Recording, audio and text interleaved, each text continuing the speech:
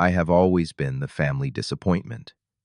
While my brother James collected trophies and business deals, I collected books and spent hours lost in worlds of fiction. Growing up in suburban Boston with traditional parents, my love of literature was viewed as childish and impractical. My mother would constantly compare us to relatives. One son makes us proud, the other plays with books like a child. I never expected this dynamic would change until that fateful Thanksgiving dinner when everything I had built in secret came crashing into the open. Before I continue, let me know where you are watching from. If my story resonates with you as someone who was underestimated, hit subscribe to join our community of underdogs who proved everyone wrong. My childhood home in Lexington, Massachusetts was a middle-class shrine to practicality. My father Thomas worked 60 hours a week as a contractor building other people's homes while rarely spending time in his own. My mother Diana sold real estate, always dressed immaculately with a smile that could sell a shack as a palace. They both valued tangible success, things you could touch, count, and display to neighbors. My brother James, 4 years my senior, fit perfectly into their vision.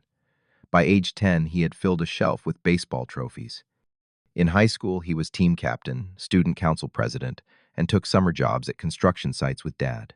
After graduation, he went straight into the family business, expanding it from residential to commercial contracts within 2 years. He was the blueprint of success in their eyes. Then there was me, Nathan, the quiet second son who flinched at the sound of a baseball hitting a mitt and disappeared for hours with nothing to show for it but ink-stained fingers. He will grow out of it, my mother would tell relatives at barbecues and holiday gatherings, speaking about me in the third person even when I stood right beside her. James was building tree houses at his age. Nathan just reads about them. My extended family would nod in sympathy. Uncle Peter would ruffle my hair. Maybe he will be the family accountant. This was considered a consolation prize. Not as good as creating something with your hands, but at least practical. At these gatherings, James would arrive to a chorus of praise. How is business? Did you close that deal on the Arlington development? Are you still coaching Little League? Meanwhile, I became a ghost, serving myself food last and eating quickly before retreating to a quiet corner or offering to help with dishes. Anything to escape the spotlight of comparison. The worst part was not the direct criticism, but the way my achievements became invisible. When James made a successful business pitch, my parents bought a new car to celebrate. When I aced my English exams, the papers were glanced at and placed under refrigerator magnets, forgotten within days. My passion for literature sparked when I was 7. Our school librarian, Mrs. Winters, noticed me hiding in the biography section during recess. She had silver hair that caught the light and spoke with a soft, southern drawl that made every word sound like a secret being shared. "You are not hiding from books," she said, kneeling beside me. "You are hiding in them. There is a difference." She began setting aside books for me. Not the simple children books other kids read, but stories with complex characters who did not quite fit their worlds. I devoured them, sneaking flashlights under my covers, long after bedtime, creating a universe of my own when the real one felt too cramped for who I was becoming. By third grade, I was writing my own stories in notebooks I kept hidden between my mattress and box spring. I created characters who were overlooked but secretly powerful. Wizards disguised as janitors, mathematicians who solved crimes, while everyone dismissed them as odd youngest siblings who saved kingdoms, while their older brothers took the credit. My refuge was strengthened when I discovered The Outsider Chronicles at age 9, a series about a boy who could see patterns others missed and used his supposed weakness as his greatest strength. I read each book until the pages softened like cloth. "You cannot learn life from those pages," my mother would say, confiscating my books when chores went undone. James never needed reminding to mow the lawn. "Books are fine for school," my father would add during rare moments of direct conversation, "but they do not put food on the table or a roof overhead." I learned to become strategic about my passion, completing chores, quickly maintaining decent grades in math and science to avoid confrontation, and carving out precious hours for what truly mattered to me. By middle school, the separation between my world and my family world widened into an uncrossable canyon. When I won the district writing contest at 12, my parents had a real estate seminar they simply could not miss. My English teacher, Mrs. Bryant, sat in their empty chairs at the ceremony. "They will regret missing this someday," she whispered, as I accepted my certificate, the only student whose name echoed without answering applause from family. In high school, my perfect scores in English and literature classes were met with my mother patented phrase, "But what about something practical? Accounting business. Something that leads somewhere." My junior year English teacher, Mr. Harrison, became my champion. A former journalist with leather elbow patches and coffee-stained teeth, he recognized something in my writing that went beyond teenage angst. "You have a voice, Nathan," he told me after class one day. "Not everyone does. Some people go their entire lives just echoing what they have heard. You actually have something to say." He helped me apply for colleges with strong English departments, guiding me through application essays, while my parents focused on James' expansion into a new office building. When acceptance letters arrived, my mother waved off the scholarships. English, literature. 4 years studying old books. James is already managing 20 employees. At my high school graduation party, a modest gathering compared to the rented hall they had secured for James 4 years earlier, my mother delivered the line that would echo in my head for years. "James gave us a business. Nathan gives us poems." She laughed as she said it, champagne glass tilted dangerously in her manicured hand, but no one joined in. I attended the state university 2 hours from home on a partial scholarship. My parents provided minimal financial support, making it clear this was my choice and therefore my burden. I worked 20 hours weekly at the campus bookstore, shelving the novels and poetry collections I would later stay up reading. James visited campus, exactly once arriving in his BMW with our parents to take me to dinner at the most expensive restaurant in town.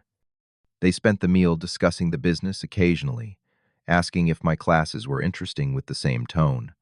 One might ask if a child found a puppet show entertaining. During my sophomore year, James met Sophia at a charity gala. She came from a family with connections to commercial real estate and worked as a marketing executive for a national firm. Their relationship progressed quickly, merging personal happiness with business advantage in a way my parents found perfect. "She brings so much to the table," my mother gushed during one of our infrequent phone calls. "They complement each other beautifully." Meanwhile, I had my first short story published in a small literary magazine during junior year. The editor sent me 5 contributor copies. I mailed one home with a brief note. 3 weeks later, my mother called about James' engagement party, never mentioning the publication. Despite everything, I graduated with honors. My writing had improved significantly under mentors who valued what I brought to the page. A small circle of friends who shared my passion celebrated with cheap champagne in my apartment. My family attended graduation, but left immediately after for a business dinner with potential clients. "Real life starts now," my father said, clapping my shoulder as they departed. "Time to put the books aside." After graduation came the struggle all my professors had warned about: finding stable work with an English degree.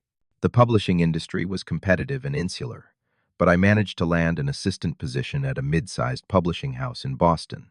The salary barely covered rent in a shared apartment with 3 roommates, but I was close to books, close to the industry I dreamed of joining as an author. Meanwhile, James' business continued expanding. He secured government contracts and hired dozens of employees. He and Sophia bought a luxury home in Beacon Hill, complete with a 3-car garage and home theater. My parents spoke of nothing else for months. The annual family Christmas gathering that year became the setting for my mother's most cutting comment. Relatives circled around James and Sophia as they discussed wedding plans and business mergers with equal enthusiasm.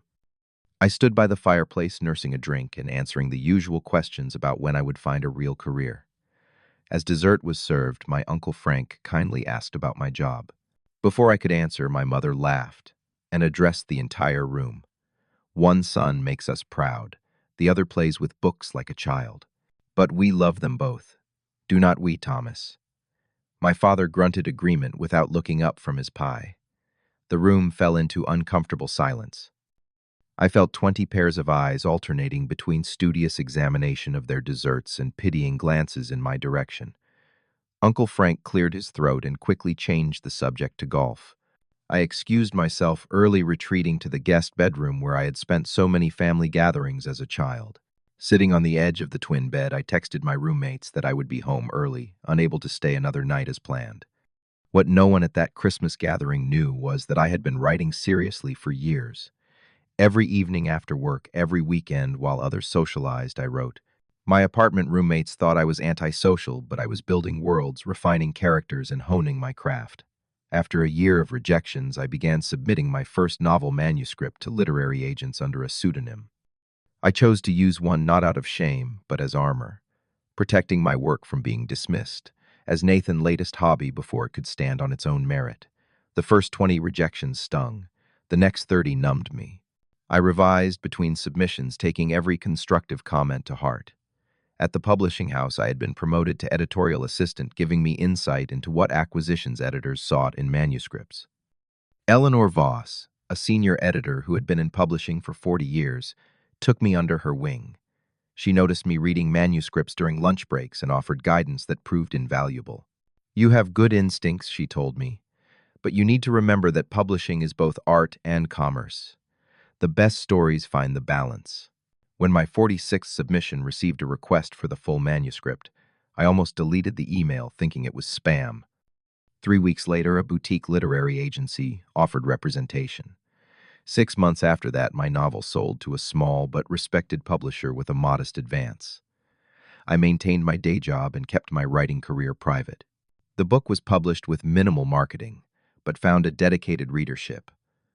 Online reviews called it surprisingly mature and hauntingly authentic. A small check arrived quarterly, barely enough to notice, but representing something far more valuable than money, validation.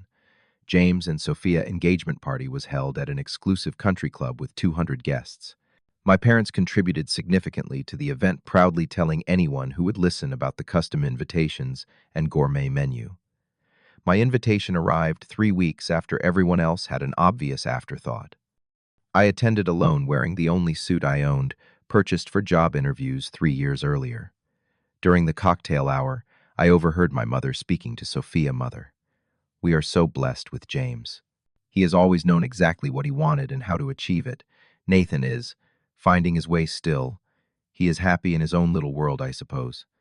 We have accepted that he marches to his own drummer. Later, James cornered me by the bar, slightly drunk and uncharacteristically emotional. I am glad you came, little brother, he said, arm heavy across my shoulders. I know family stuff is not always easy for you. But hey, at least you are happy in your own little world, right?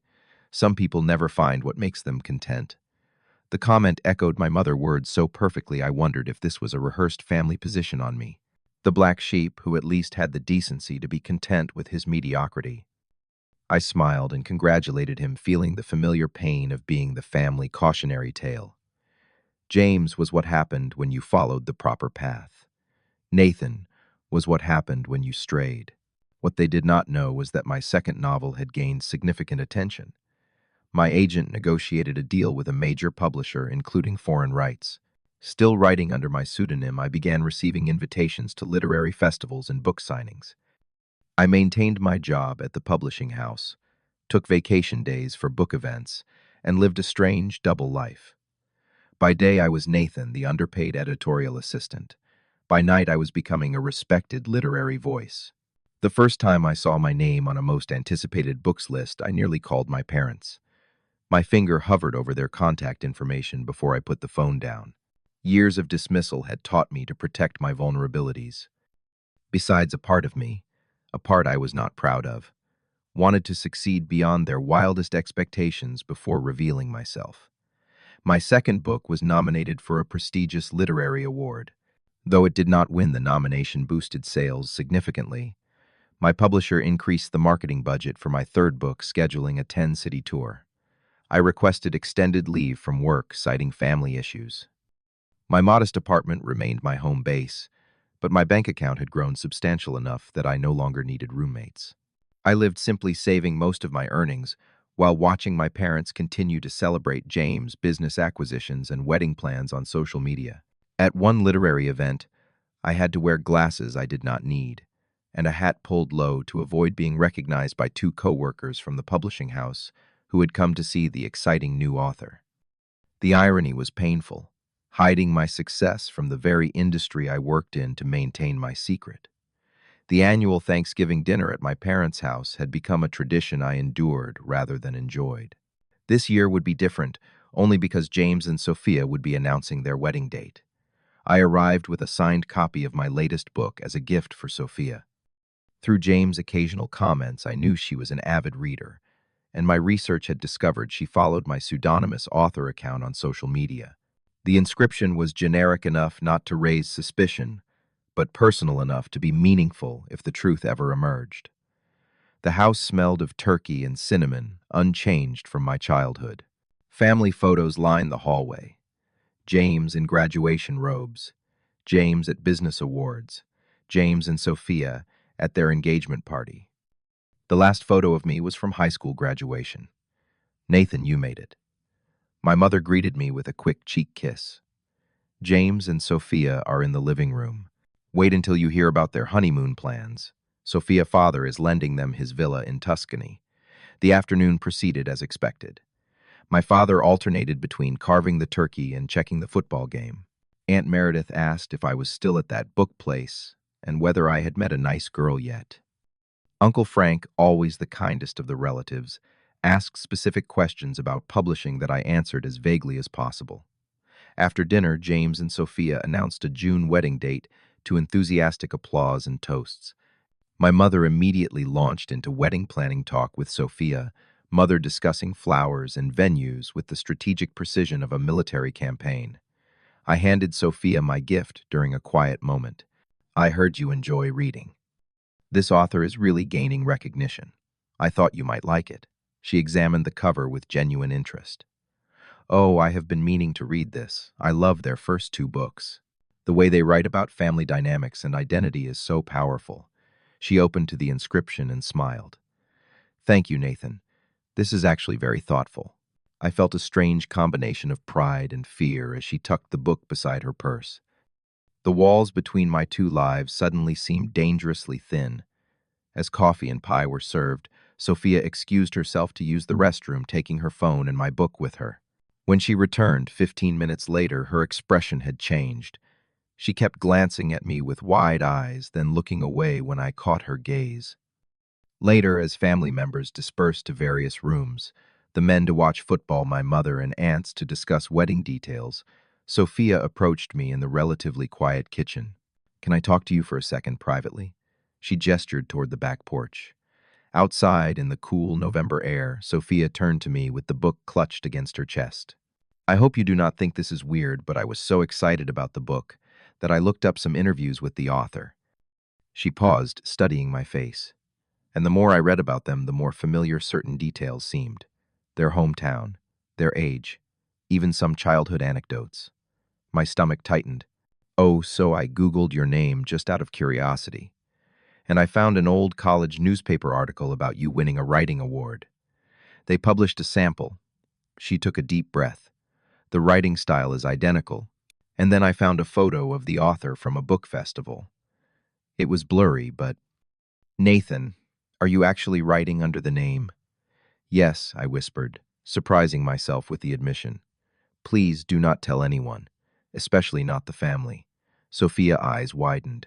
But Nathan, you are nominated for the National Book Award.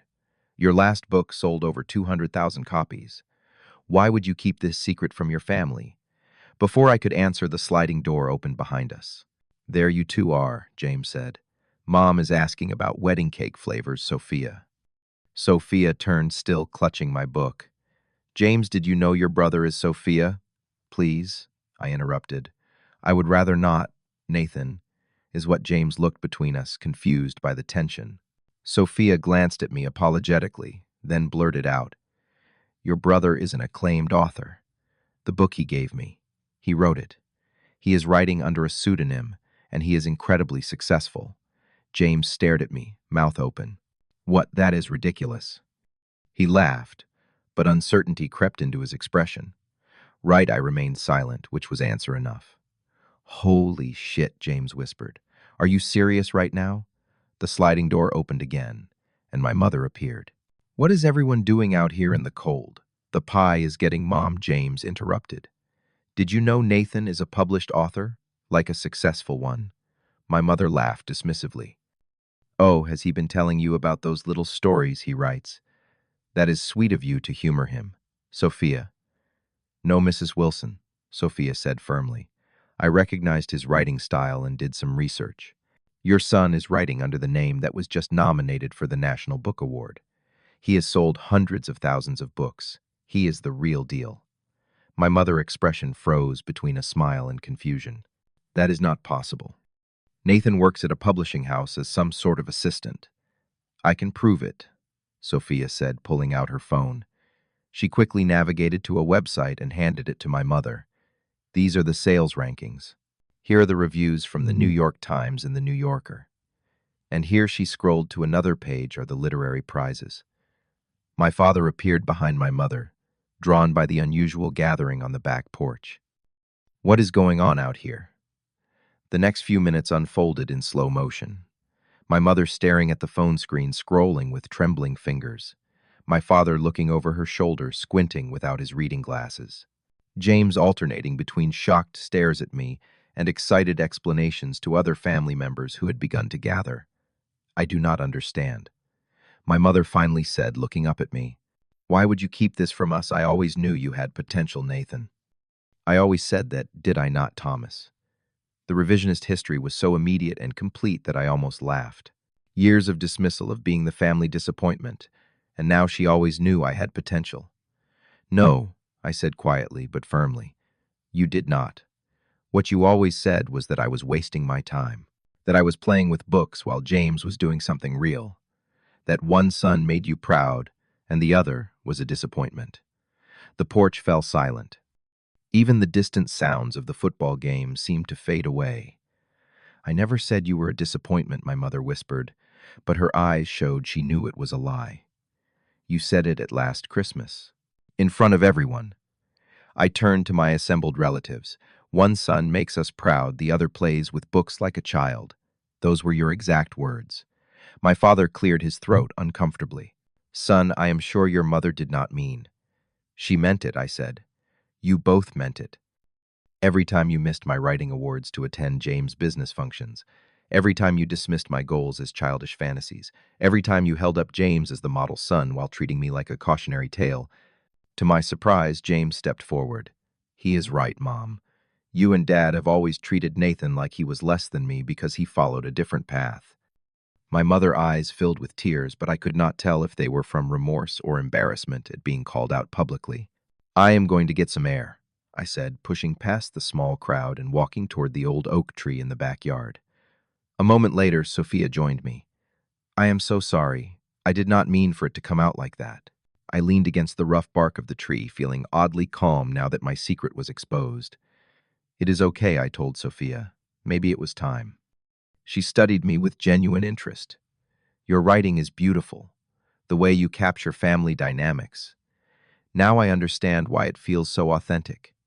Writing was always my escape, I explained. A place where I controlled the narrative, instead of being a secondary character in someone else's story. You know, she said hesitantly, James feels pressured too. The golden child role comes with its own burdens. He once told me he would have loved to study architecture, but it seemed like such a disappointment to your parents after they had set him up as the business successor. I looked back toward the house where James stood, talking intensely with my father. I never considered that his path might not have been entirely his choice either. Sophia smiled sadly. Your family put you both in boxes. Different boxes, but boxes nonetheless. We walked back to find the family in subdued conversation. James approached immediately, wrapping me in an unexpected hug. Why did you never tell me? He asked. All those times I bragged about my business deals, you were quietly outselling most authors in the country. Would you have believed me if I had told you? I asked. He looked away, answer enough. My father approached awkwardly, hands in pockets. Nathan, I do not know what to say. We thought you were just drifting. I know what you thought, I said. That is why I did not tell you. I needed to succeed or fail on my own terms without your judgment. My mother remained in her chair, dabbing at her eyes with a napkin. I always supported your reading, she said weakly. No, you tolerated it, I corrected her. There is a difference. And when it came time to choose a career, you made it clear what you considered worthwhile. The room fell silent again. I have a book signing next month, I finally said. You are all welcome to attend. But only if you can come and be genuinely happy for me, not because you have suddenly decided my career is acceptable now that it comes with recognition and money. My mother nodded tearfully. My father mumbled something that sounded like an apology. I should go, I said, gathering my coat. Thank you for dinner. James walked me to my car. For what it is worth, little brother, I am really proud of you. Not because of the awards or sales, but because you stuck with what you loved even when no one believed in it. For the first time in years, a genuine moment of connection passed between us. The weeks following Thanksgiving were strangely quiet. I received a thoughtful email from my father acknowledging that they had favored James and failed to recognize my talents. It was awkwardly phrased but sincere. My mother sent text messages about random topics, clearly trying to rebuild some kind of relationship, but unsure how to address the elephant in the room. I responded politely but maintained my distance. James and I began meeting for occasional lunches. Without the pressure of family comparison, we discovered common ground. He confessed his own frustrations with our parents' expectations and shared his secret sketches of buildings he would have designed had he pursued architecture. Sophia and I developed an unexpected friendship. She had read all my books and offered insightful observations about themes I had not consciously included. She also served as a bridge between me and James, helping translate years of miscommunication. I maintained my boundaries with my parents, refusing to pretend decades of dismissal had not happened. When they suggested a family dinner to celebrate your success, I declined, explaining I needed time. Instead, I focused on my writing and the newfound freedom of being publicly connected to my work. I moved to a nicer apartment in Boston Literary District. I reduced my hours at the publishing house and considered transitioning to full-time writing. The book signing I had mentioned came and went. My family did not attend, respecting my need for space. Instead, Sophia came alone, bringing a supportive card from James. By the time spring arrived, small steps toward reconciliation had begun. My father called to ask genuine questions about the publishing process. My mother sent a clipping from the local newspaper that had featured my upcoming book with a note saying simply, "I was wrong. I am sorry." 6 months later, James and Sophia wedding provided neutral ground for our evolving family dynamic. As James' best man, I gave a toast about different paths to success and the importance of being seen for who you truly are. My parents made awkward but genuine attempts to show pride in both their sons. My mother had displayed my books prominently in their living room, though I suspected this was more for visitors' benefit than genuine appreciation. My third book was published under my real name. I held a signing event at a Boston bookstore, and to my surprise, my entire family attended. They sat in the back listening as I read a passage about a character finding his voice after years of silence. Afterward, my mother approached the signing table with the rest of the line. When she reached me, she hesitated, then said loudly enough for nearby fans to hear, "I am so proud of you, Nathan. Your words have touched so many people." It felt performative, but there was a glimmer of genuine understanding in her eyes that had never been there before. Later, my father pulled me aside. "I did not get it," he admitted. "All those years I thought success looked a certain way. I was wrong. What you have built is remarkable." The reconciliation was imperfect and ongoing. Some wounds were too deep to fully heal, but the infection of resentment had been drained, allowing for healthier tissue to form. James and I established a relationship based on mutual respect rather than competition. He started taking night classes in architectural design, pursuing his own delayed dreams. My mother still occasionally slipped into old patterns, but now James or Sophia, or even my father, would gently correct her. I learned to protect my boundaries while remaining open to change. Most importantly, I finally felt seen for who I truly was, not as the family disappointment, but as Nathan Wilson, author and person in my own right. 1 year later, we gathered again for the holidays. The dynamic was different, not perfect, but evolved. I brought my new girlfriend, a literature professor who had contacted me about using my book in her contemporary fiction course. As I watched my family interact, I realized the pain of those years no longer defined me. It remained part of my story, but no longer controlled the narrative. I had learned that validation must come from within first, that pursuing passion despite discouragement is its own victory. I had also learned that people can change, albeit slowly and imperfectly. My parents were trying in their limited way to understand a son whose definition of success differed from theirs. James was exploring the road not taken while maintaining what he had built. When a young cousin mentioned his interest in poetry and looked nervously at his parents, I shared my journey openly. Later, I slipped him my email address and promised to read his work. That evening, looking around at my imperfect but evolving family, I understood that books had never been my escape from reality. They had been my bridge to a more authentic version of it. The worlds I created had given me the strength to reshape my place in this one. The greatest success was not the awards or sales figures, but the freedom to define my life on my own terms. The little boy who had hidden books under his covers was now the man who had written his own story, both literally and figuratively. Have you ever had to prove your worth to family who underestimated you? How did that experience shape you? Share your story in the comments below. If this resonated with you, please hit the like button and subscribe to hear more stories about finding your authentic path despite obstacles. Remember, sometimes the person whose approval you need most is yourself. Thank you for listening, and never stop believing in your unique journey, even when others cannot see its value yet.